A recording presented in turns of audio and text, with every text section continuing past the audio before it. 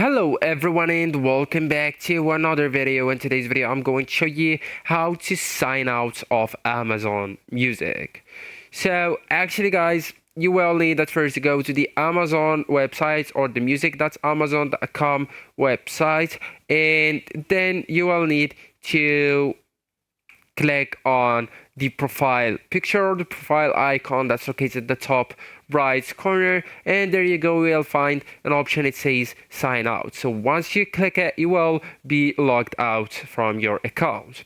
Let's say that you want to log out everywhere and from any device. So what you will need to do is to go with your Amazon Music settings right here, and once you tap it, you will need to make sure that you have the family subscription or the family plan, and then you will find an option like account and lists. All right, so once you tap it, you will need to go with devices and content, and then just select the devices that you want to log out from. Then just tap the register, and this signs you out of Amazon Music on that device or these devices that you choose.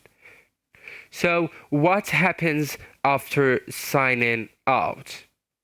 You lose access to music, downloads stop working, and you can't sign back in any time, of course. Okay, so if you can't sign out, you will need to restart the app if you are using the Amazon Music app on your phone.